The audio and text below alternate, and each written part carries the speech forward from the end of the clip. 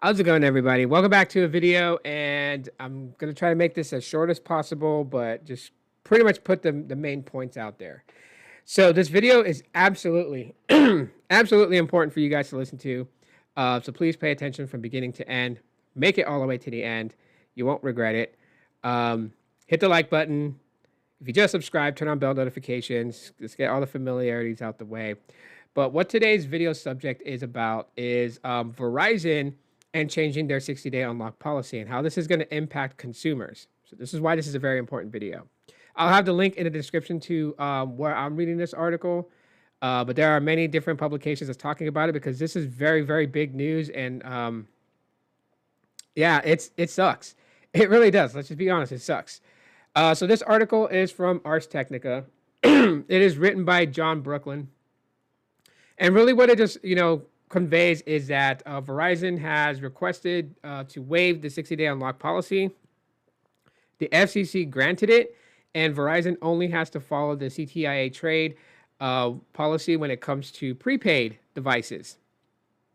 So the CTIA policy for prepaid devices is that they can hold prepaid devices locked to their network for up to a year, and then they have to unlock them.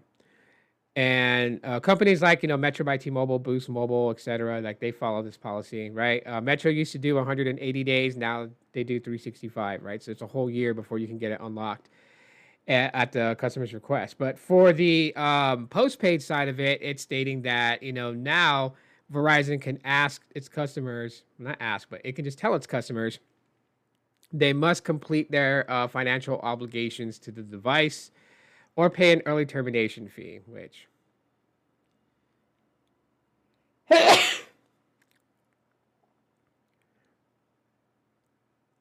early termination fees haven't been used in a while because that was during a time where carriers had a time commitment contract with customers.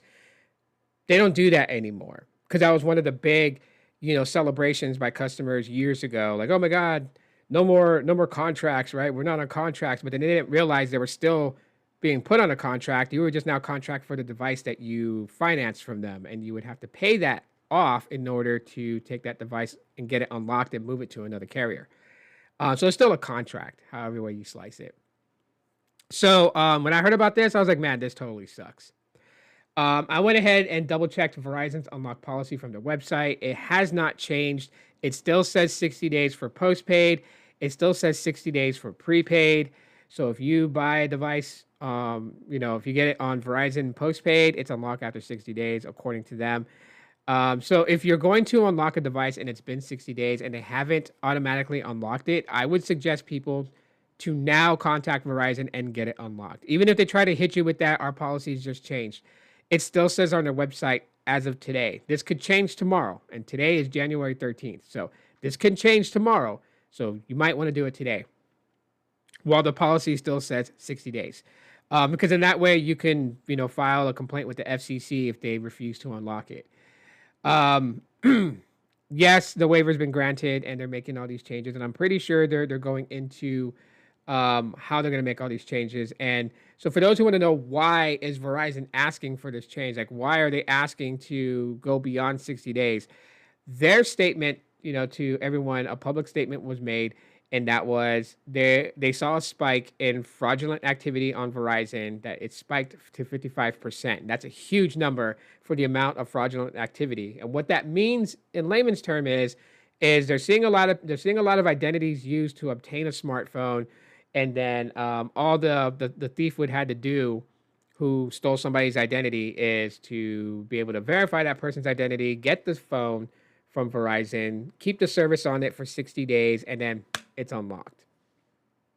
And then they can take it anywhere they want, or they can sell it, which is probably what they're doing. They're getting probably a bunch of iPhones, a bunch of Pixels, a bunch of Galaxy S25s, and they're just using it for like 60 days, and then once it's unlocked, they completely wipe the phone. They don't pay the account, and they sell the phone online for $700-800. Yeah, it's pretty bad. It's pretty bad. Now, I'm sure that these companies can come up with a better way to combat fraudulent, activities and stuff like that, identity theft and whatever. They have to come with a better way because these policies, they're really bad. I I agree with a lot of people. Like, I don't feel like that these phones need to be locked down to the network. I think a customer should be able to take that phone and go wherever they want to go. If the customer is willing to sacrifice their credit, then hey, they're sacrificing their credit. Sucks to be them. Now they got this bad mark on their credit. So if they wanted to buy a house, if they wanted to buy a car, obviously that's going to impact them. And that's the pain and suffering that they're going to have to deal with. Keeping a phone locked, well, I mean, that just forces somebody to stay, and maybe somebody gets the phone on Verizon, and Verizon doesn't work good for them. Well, they can't just go anywhere else, and not everybody's financially wealthy. Some people are really dirt poor. Nothing wrong with that. I'm dirt poor, okay? If people want to know, so like for me, if I walked into Verizon and I'd actually spent my money on a phone and starting up service, and if Verizon didn't work out for me, I'm screwed. I don't have money to go to another carrier and get a phone from them or be able to finance it, especially if you use your credit. If you use your credit to finance a device and you try to go to another carrier because where you went to didn't work out, well, you've already run your credit. So obviously, if you know how credit works, once you run it, points get knocked out of it because you actually ran your credit. Therefore, you won't have the same credit when you walk into another carrier, so you won't be able to be afforded the same opportunity for financing a device. That totally sucks. See, when it comes to these device unlock policies, man, I think they're really bad. We don't need them. We really don't. I get it when people are like, oh, but then you know what? Like, they're going to lose all these phones and blah, blah, blah, blah. Okay. These are like multi-million, billion-dollar corporations. I'm not saying like, yeah, they can just eat it like it's nothing. But they have ways. They have ways of obtaining that money back. So the person who gets screwed is customers. This is why my suggestion to people is buy unlocked.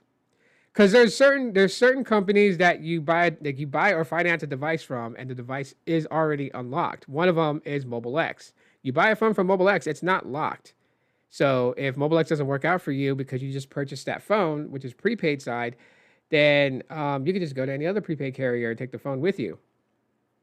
With another company to mention is Google Fi Wireless. You finance a phone from Google Fi Wireless and it's unlocked. You can use it to any carrier. You can use Google Fi and another carrier on it for multi-use. And that's big companies, right? Google Fi Wireless under the Google umbrella. So this is why, like, I feel like that, this is really going to hurt if people are wise enough to understand. If you don't like these device unlocking policies that these companies have, where like they make you wait a year or whatever, just buy unlocked. Because when you're buying unlocked, then yeah, the phones that they sell are sitting on shelves longer. They're not moving anything, and that would be the big wake up call for them. Because like I said, you can buy unlocked. Hell, there's even people that's going third party, secondhand used, right? Like going to places like OfferUp, Facebook Marketplace, Back Market, Plug. There's a bunch of them. Swappa, you can buy from a private seller. You can buy from a reputable refurbishing company. And you get a device and it's unlocked. It can be on any carrier. And yeah, so device unlock policies, man, they're no good. They're not, and this is a major blow. So, for those of you guys, drop a comment. Let me know what you guys think about phone device locks and unlocking policies from these guys. Let me know what you guys think in the comments, and if you made it all the way into the end, #real1. So I know you made it all the way here. If you guys want me to do a video going more in detail about some places that you can get a secondhand used device that's in great condition, let me know, drop a comment, and I'll make that video showing you guys some really good places where you can get some good phones unlocked for a cheaper price. But until then, I'll talk to you on the next one. Aloha.